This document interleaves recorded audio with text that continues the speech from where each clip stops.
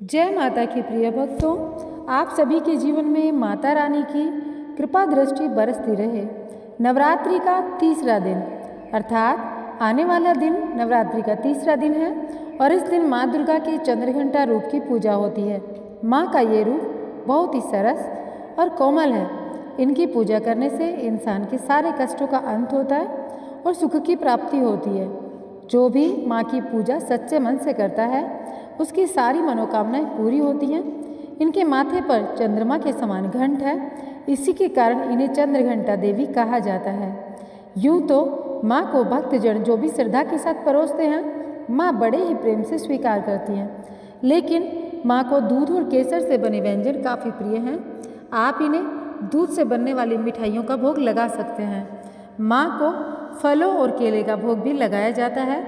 जो भी माँ की पूजा सच्चे मन से करता है उन्हें माँ दोनों हाथों से आशीष देती हैं। अब बात करते हैं माँ चंद्रघंटा के मंत्र की। तो एक मंत्र तो आप लोगों के सामने स्क्रीन पर प्ले हो रहा है। दो मंत्र हैं वैसे, और मैं आपको बताऊं अगला मंत्र तो उसमें है ओम जयंती मंगला काली भद्रकालिनी कपालिनी दुर्गा क्षमा शिवा धात्री स्वाहा स्वधा नमस्तुते। या फिर आपको मैं अब यहाँ पर बताने वाली हूँ माँ चंद्रघंटा के बारे में कुछ और, तो पूर्ण ध्यान के साथ में और श्रद्धा भाव के साथ में सुनिएगा। आपके हमेशा सारे काम बनते जाएंगे।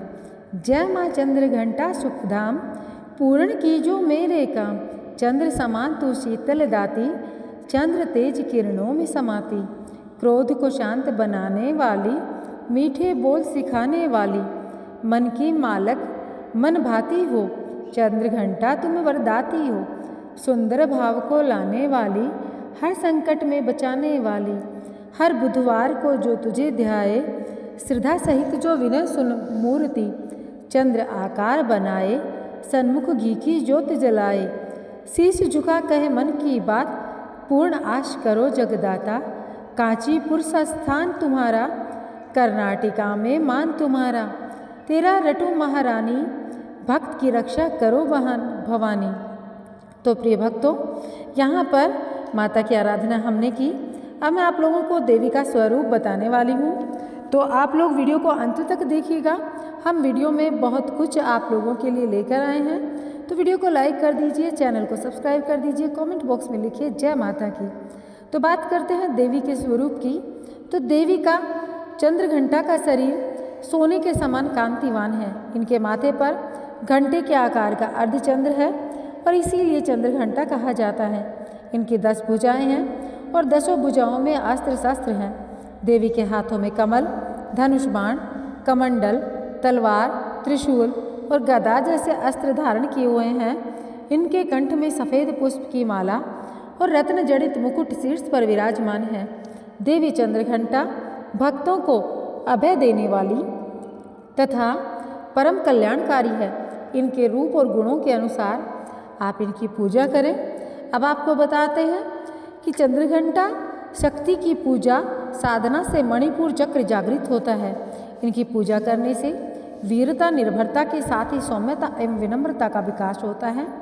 इनकी पूजा से मुख, नेत्र तथा संपूर्ण काया में कांति बढ़ती है।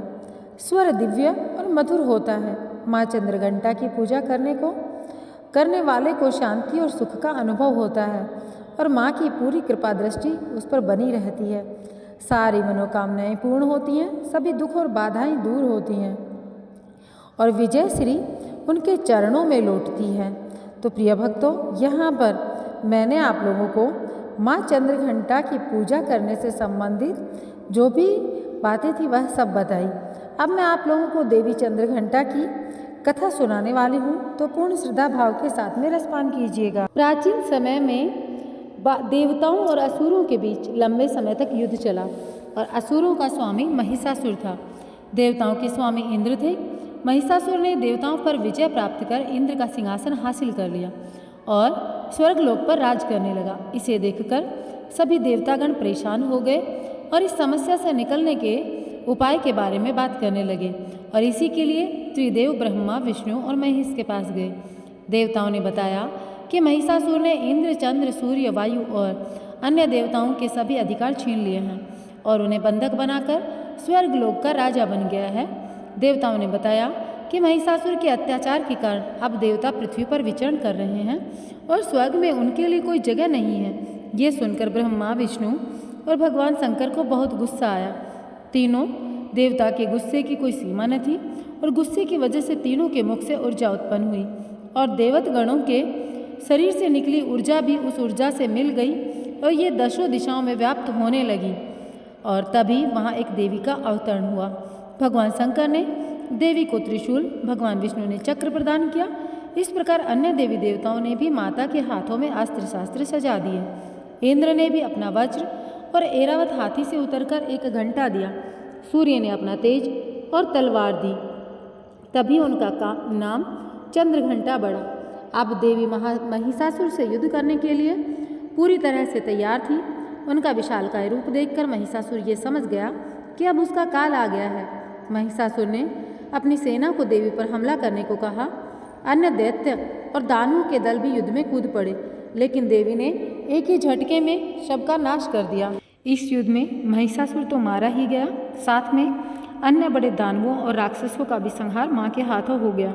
इस तरह माँ ने सभी देवताओं को असुरों से मुक्ति दिलाई।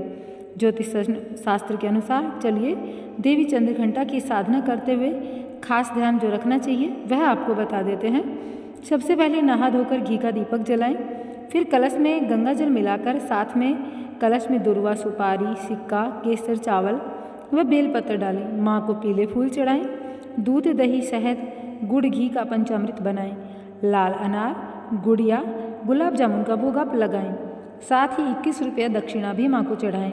माँ के इस रूप की पूजा करने से नौकरी, बिजनेस में आ रही सारी परेशानियाँ दूर होती हैं और साथ ही साथ घर में जो कलेश चलते रहते हैं उन कलेशों से भी आपको छुटकारा मिलता है और आप एक बेहतर और खुशहाल ज़िंदगी जीते हैं। अपनी मनोकामनाओं को आप पूरा करते हैं।